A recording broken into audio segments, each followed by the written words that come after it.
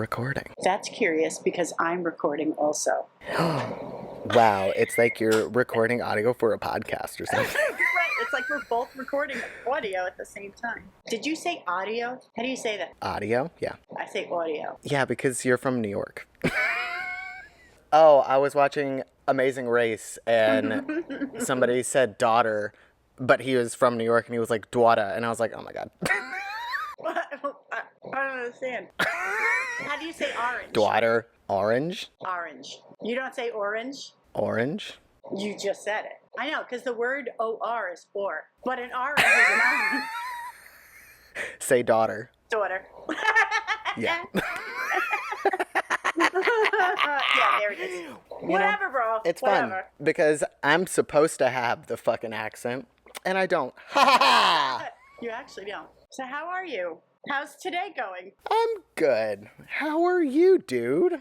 I'm good. I'm feeling good. Feeling value-y? I'm feeling value-y. I'm feeling valued. Valuable. Yeah.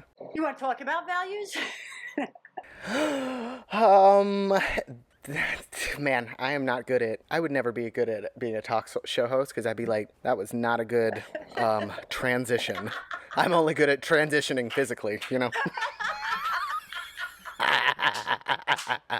I can out transition you, bitch. You fucking did. Sorry, I keep fucking with my levels because I forget that I put the microphone so close to my mouth. Levels, bevels. Levels, bevels, devils. I always think of when you said layers, bears. I can't get that out of my head. And you put it on the screen. That was your what was it? Was it the giggle one?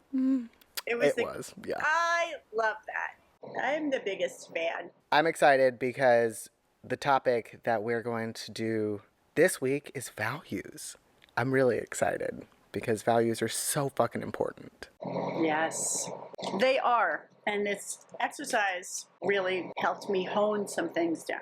And it's cool because I feel like I'm kind of meshing my worlds right now, having YouTube, doing this on YouTube, but I'm also integrating my coaching that I've done for, yeah, I mean, it wasn't that long, but. Okay, but side story, you were an excellent coach. Oh, thanks. And I think I'm down 19.2 pounds. Holy shit, dude. Yeah, dude. So thank you. My stuff is more on track now. Kicking ass and taking names, dude. Trying to keep all of the oranges in the air. Sometimes some oranges fall on the floor. Oranges! That's right. And then it was there again. We were trying to keep all the daughters. The daughters. Our daughters went orange picking. Yeah, what we're going to do this episode is kind of talk about values, and I actually created a worksheet for coaching. And so we were kind of going to discuss all about values, like what they are, why they're important, how they can shift over time. And then we were going to finish out M's worksheet. And one, I'm excited for you to have these values, but two, I wanted to compare our values. I know you do. I know you do. And just kind of see, I'm probably going at this in like a behavior scientist way of like, is there like an unconscious thing in us humans that attracts us to people that have similar or the same values? Yes. Yes. So I'm excited, dude. I'm excited too. Dude, I hope I didn't write down anything that's a deal breaker for our friendship. I don't think I did, though. I think we have a lot in common. No. I also am very curious to see if any of these are outgrowths of codependency. Yeah. Because trauma from a young age. So I'm just curious to see which ones of these are there as a result of navigating the world in the way that we had to as little people. Yeah. I'm going to be looking out for that, just telling you. I guess let's start off at the top. I definitely already have shit in here of like what personal values are, but do you have just like a off the top what you think values are? I think values are an internal guideline as, to help you navigate the world and relationships with other people and how you conduct yourself. Yeah, I agree. I would even add its framework for how you interact with things. Things, people, places. It's how you react and interact with them. The word that came to my mind first was scaffolding. Ooh, yeah. You know, it's curious. Are there values that are negative? Like, I don't think I saw any negative values here. So when people have negative values or opposite of these values, like, why is that not included in the chart, or how does that happen? Yeah, that's an interesting question. I think, is it unconscious or is it conscious? I think that there's two different ways. If it was unconscious, then that's probably like the shit that they haven't unpacked that are influences from around them and their environment growing up. But then consciously, it's like they are living from a place of fear. And it's based really in trauma and fear-based responses. I think that everybody has this innate goodness that lives inside of them, and it's just been tainted by trauma and negative experiences and not doing the work to unpack it. And if you don't unpack it and you just add more and more pressure to it, it's just going to condense into this really rigid way of being and acting. Yeah, I think that that is something that is taught. I don't think it's something that you're born with. An example would be when I was maybe 4 or 5, I was watching TV, Sesame Street, and there was a character named Gordon on Sesame Street, and he was so nice and so helpful. And I was like, Mom, when I grow up, I want to marry Gordon. And the look on her face, like the blood drained out of her face. And she was like, you can't marry him. And I was like, why? And then I looked at him and I noticed his skin was a different color than mine. So I had no concept, really. You know, kids don't see, it's not that they don't see color, they don't care about it. It's not important to them. Every new experience as a child is met with an open mind. But if you are regularly exposed to people who are racist as a young kid, that will develop as a value. Is it a value, right? Is racism a value? Is it a lack of a value?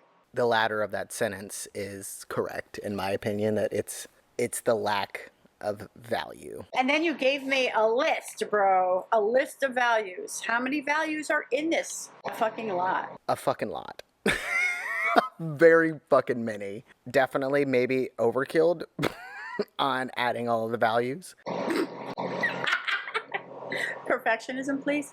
Because I like options. Yeah. You just want to make sure Sincerely. you have options so there's no mistakes made and everything is covered. Yeah, and if you want to take a look at what this looks like, I have actually put a PDF in the description below so that if y'all want to do this worksheet on your own or kind of sit and do it with us, feel free to do so. The first thing that came to mind was FOMO. It's not FOMO. It's like a do what I want kind of.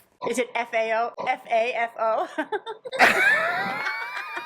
This generation, including my generation and everybody younger than me, is kind of like YOLO. That's what I was looking for. You only live once. To me, the YOLO culture is really, because I bought into it, it's really living from emotional immaturity. It's not really a grounded way to live.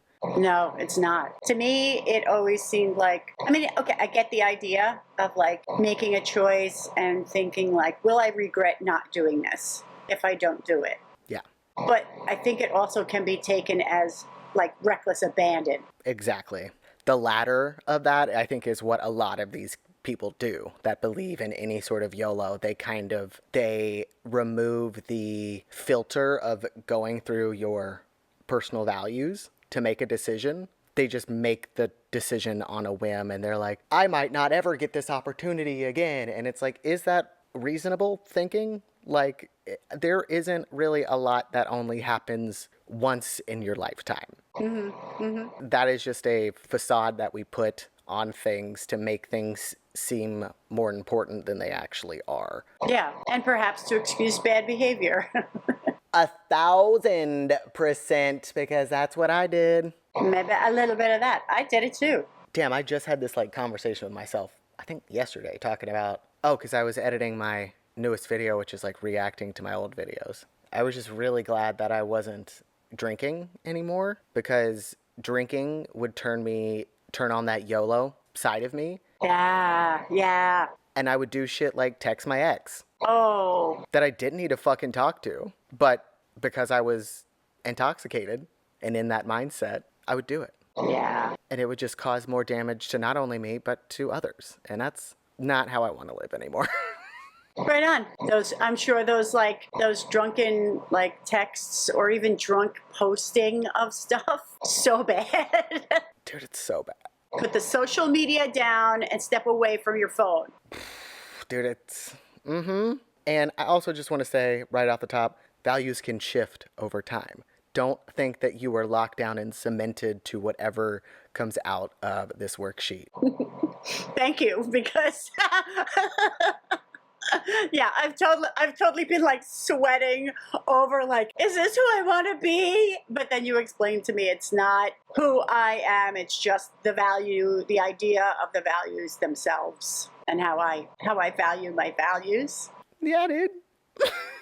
When did the worksheet too, it was for me, I definitely like I have always tried to add things to my identity because I felt like I never had one. And so I was initially clinging so tightly to the like initial list that you create at the top of this worksheet. Like I was like, how the fuck am I gotta eliminate some of these? Because I felt like I was eliminating parts of myself that I thought were very important. Yes. It's not.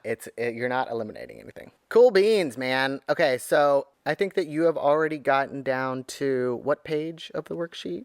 I'm at 6. I did my job. Have you already done the actioning of the values? I did. Nice, dude. Sweet. Let's roll. Let's talk about we'll talk about our personal values. Heavy sigh. This is the Let's work, baby. go. We doing the work. We We're are doing the doing the work because work. you're worth it.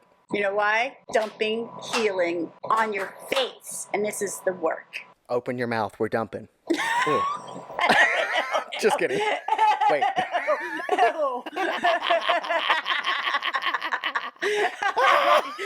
I'm like doing So sorry. ew hands.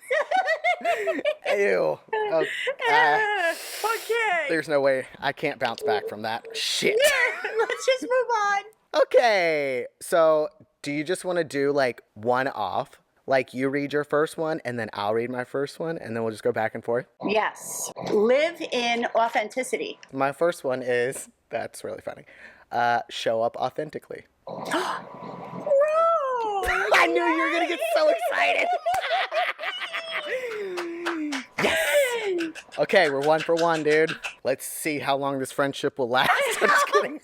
Don't the pressure. I'm sweating. Oh, no. All right. Show up as myself in relationships. My second one is always stay playful. My third one is refine my ethics. Ooh, I really like that one. I think that ethics and morals are things that can also change with new information and new groups of people, new things to consider about people in the world. So I think that these are similar for us. Mine is continue growing. here's the reality part. Depend on financial stability. Okay. My fourth one is keep loving. You little otter. You are an otter. You are an otter, and the world is your rock. Yes, please.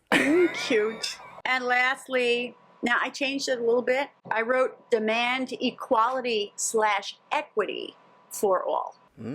Because equity and equality, they are not the same thing. Yes, and my last one is find balance in everything. And you actively do that. I think recovery taught me that, pendulum swinging back and forth is not helpful. It's best to try to find the gray area between the black and white.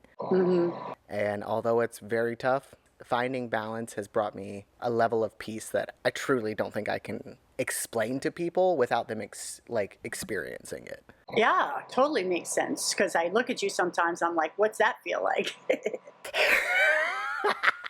Because I see you and I'm like, look at Q go. Thanks, friend.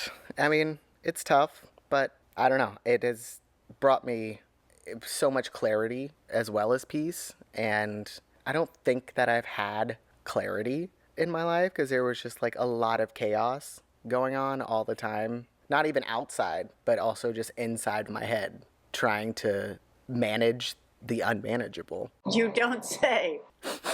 Smells like codependency. Hi, Coda. Yes. Please put my face on your posters.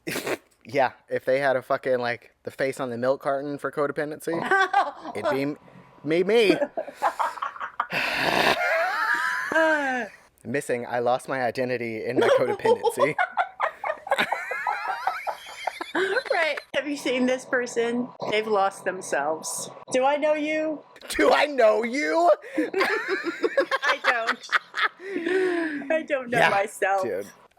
So when it comes to your values, it's like I really want to go deep with this question. Dive. Like when I did this worksheet for myself and I came up with these answers, I really saw how I chosen people that normally go against some of these things. Do you think that you have done really well at choosing people that align to this? Or do you think that, like, do you think you unconsciously chose people that didn't align with these? Yeah, I am just recently gifted with people in my life, like you, like my bestie, are shining examples of these things. But I was not always doing that. I've just grown in that direction, thank goodness. But yeah, oh my gosh. Yeah, a lot of these things I didn't do because I was, so codependent from being who my parents wanted me to be for fear of them,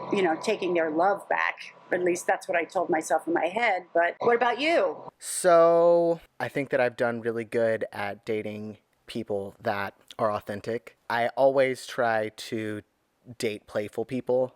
I think that has definitely been true for me. Only until I started therapy, I think I started being interested in dating people that are prioritizing their growth. I don't think I've dated anybody who has prioritized balance. I think that one is something that I have not found yet because I think that it's pretty new to me. So it wasn't a part of my system yet. Yeah, I think we have to seek balance actively. I don't necessarily believe that balance is something that just shows up in people's lives without trying, at least not most people. Some people win the lottery of having a great family, and yeah, but it takes work, it takes communication, it takes planning and doing activities and finding things that you can all do together and spending time by yourself, even if you're amongst other people, pursuing your own special interests, or even if that looks like reading or whatever. Like, it's hard. It takes effort, I think, to find balance. Yes, I was just chatting with our friend Sammy yesterday, and balance was what we were talking about, and just finding it hard to find balance with all of the things that is going on. And I was like, totally understand. And I am also learning that balance is different for everybody. Like I told her specifically, like Sammy balance is not the same as Quentin balance. Right. That's something that I don't know if a lot of people are aware of. Like I wish that there was like a user manual for how we acquire the balance that we need. But then that would be like a user manual need to be made personally for every single person, because how much I work versus play would be completely different for somebody else. And I am somebody who needs to play probably a lot more than I work, and that's balance for me. But to somebody else, that would not be true. That might drive somebody right off the edge. Keeping in mind that customizing balance is really, really key to understanding and integrating balance into your life, I think. That's an amazing sentence, and I value it. And I also have to say that doing my life coaching with you really helped me categorize those things and see and just balance my everyday life. Is it perfect every day? Of course not. But I try to balance it week by week. Did I exercise? Have I taken care of my nutritional needs this week? Am I seeing my friends? Have I seen my family? Have I worked on codependency? Did I go to meetings? So yeah, thanks, bro.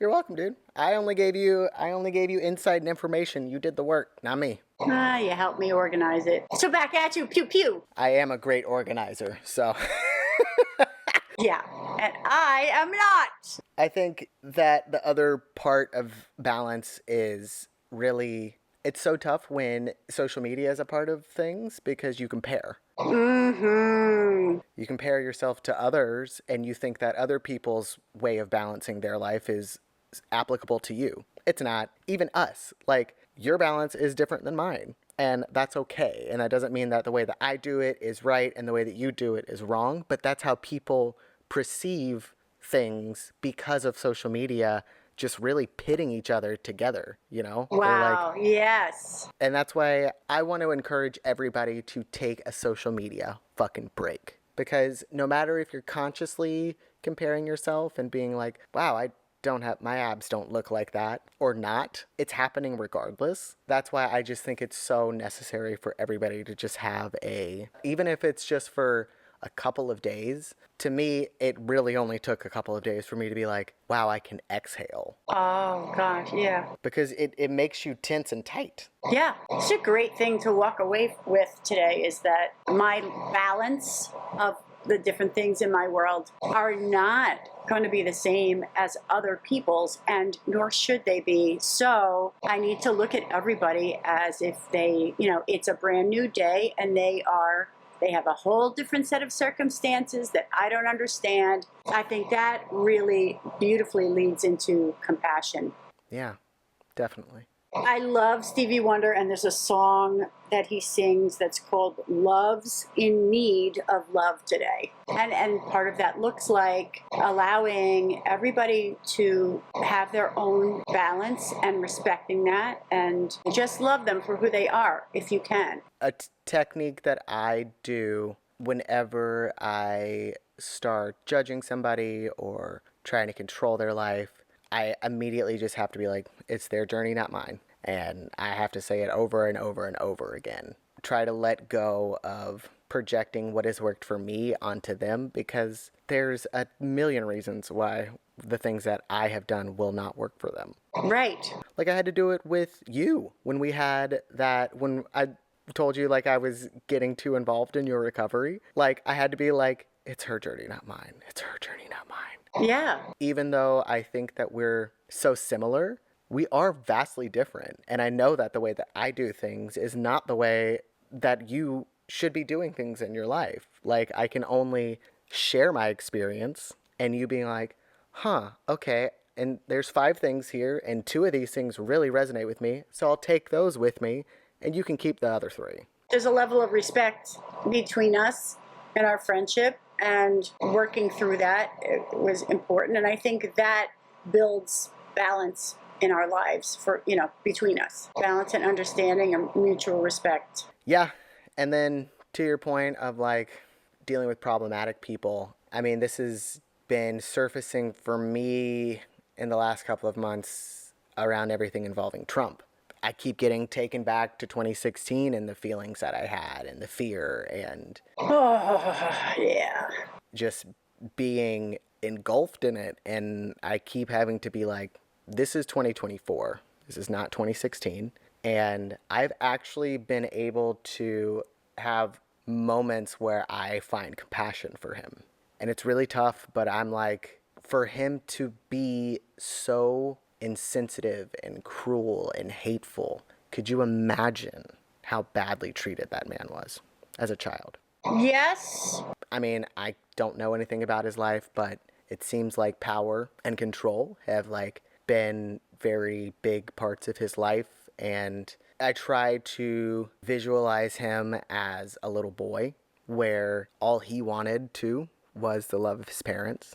And I'm sure he didn't get it. I'm sure that there was trauma that kind of just surrounded him because people, like we talked about, like people aren't born evil. They have to be trained and brought up to be that way. What I was sorry to interrupt you. What about in the instance of personality disorders or mental illness? I don't know enough to say what's going on with him, but I've heard narcissist, sociopath, and other things like that, that there's definitely part of it that had to do with his dad and his mom, for sure. But I also think that the way that you react to your nurturing is part of your nature. Yeah, so this Myth of Normal book that I'm reading is really unpacking, like, people put a lot of things on genetics when it comes to bad behavior and mental illness, and they kind of use genetics as a crutch to kind of not take accountability. There's pathological reasons for a lot of behavior, but those don't really come to the forefront until, like, I think it's around like age 8 or 9 when those things have actually solidified enough because of the environment that they have been brought up in. Behavior is more about the nurturance and the environment that you grew up in. Like, you as a child were taking in how your parents were behaving, and because you're under their protection and their love, something deeply innate in the human body will just categorize whatever your parents do as right, even if it's badly behaved. Correct. Absolutely. 100%. Right. And with my siblings, what I saw them doing, I just figured that's how it goes. That's what it is. Yep, but Buddhism and Thich Nhat Hanh and Pema Chodron have just been lights in my life of like how interconnected we are, and that means that Trump is a part of me. Yeah.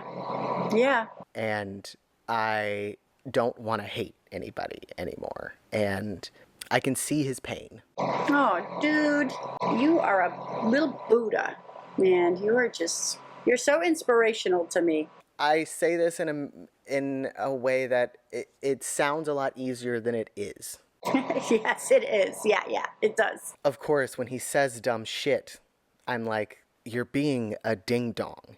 But I keep saying, I know you know better, because it's in all of us. Our soul and our spirit isn't evil. It is just raised in environments that are tainted. And I just keep being like, I know his soul is beautiful. It's so much easier and more immediately gratifying to other somebody. It makes us feel unique, or at least like powerful, that we are part of a group and that they are not. And then that comes with, now with added moral superiority. 1,000%. Othering is super, super easy, and it's very much a part of this culture, especially with social media. It's a comparison and an othering that is, I think, a part of why this society is very toxic right now, is that people just want to get the group smaller and smaller and smaller and smaller. And it's like, then you're just going to just be yourself. And that's no fun. Yeah.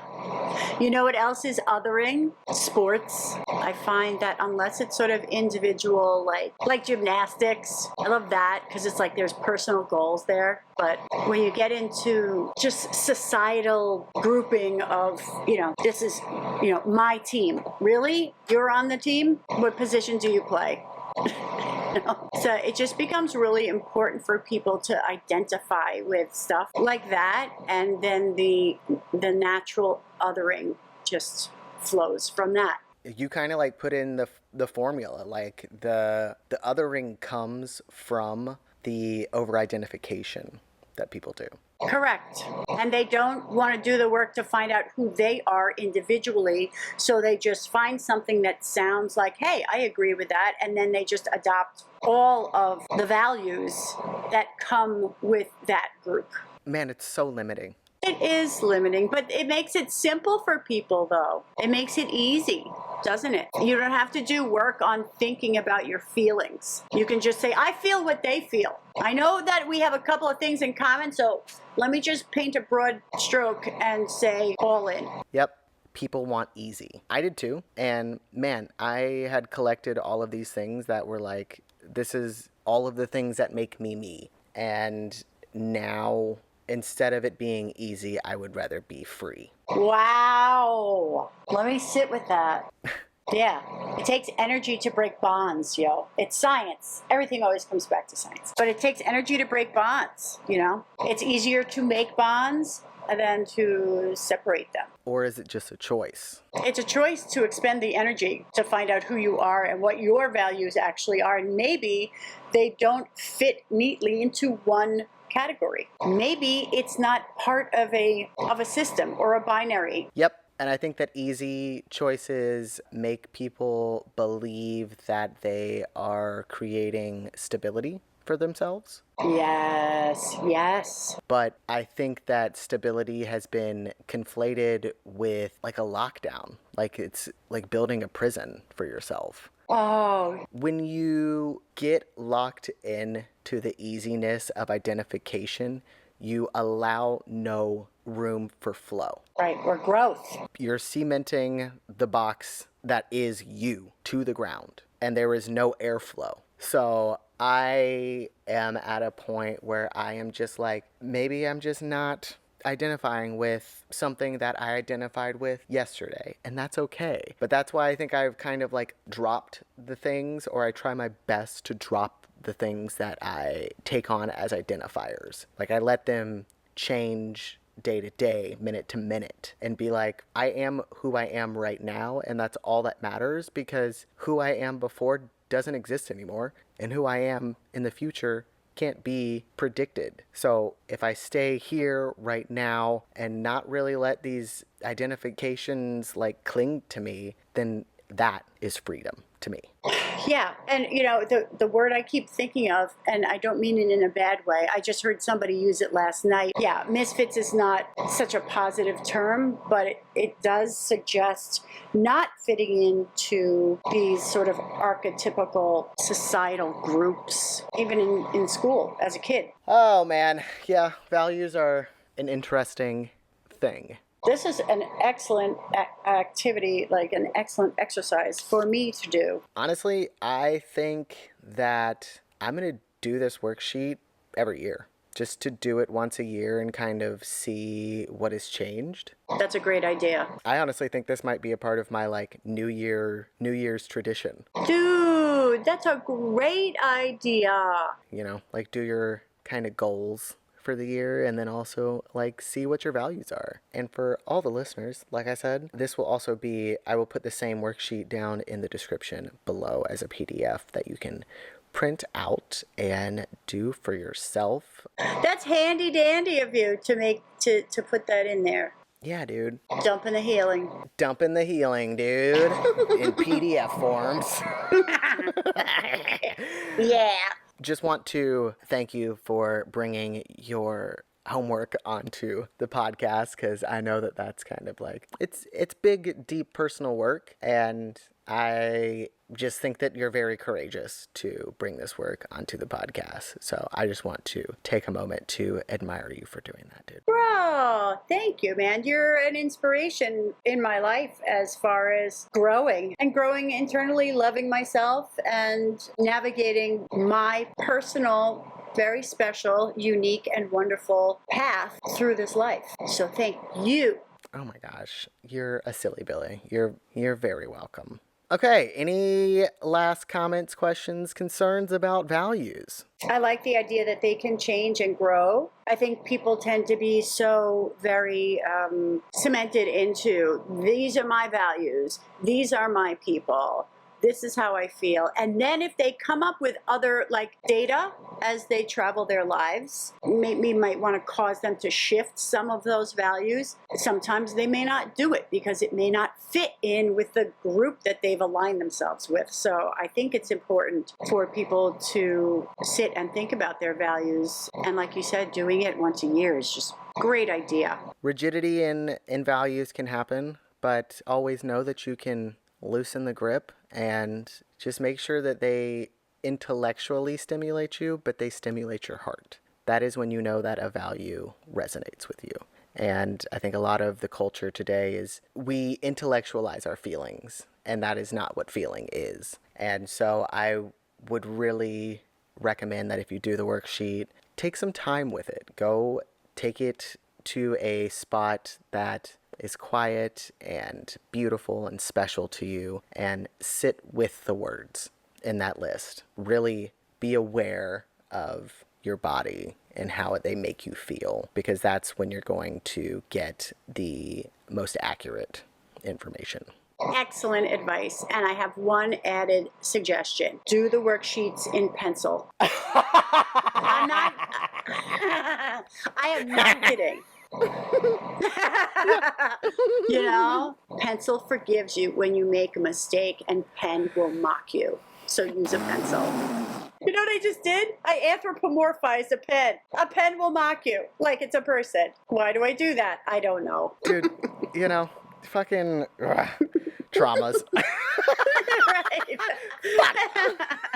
It was an eye-opening, heart-opening exercise, and I'm excited. I hope that people will comment on, what they got out of it. I hope people do the exercise. It really was, the more I did it, the more I got out of it. The deeper into it I got, the more I was like, wow, okay. Yes, if you do the worksheet and you feel comfortable sharing, please feel free to leave a comment with your top 5 actionable values. And I think that would also be an interesting behavioral scientist kind of experiment of like, are even the viewers, do we have similar values? And we're just attracted to each other unconsciously because of energy that we all share. Yay, that's so exciting to think about. There's a beauty behind it that's very special. We did it, dude. Check. High five. Yeah, man. This might be a longer one, so sorry if we took too much of your time. I'm not sorry. You chose to listen to this podcast, and I'm not going to be codependent. There you go. I hope you guys have enjoyed this episode. If you have, smash your face into the like button. Open your mouth so we can dump in it.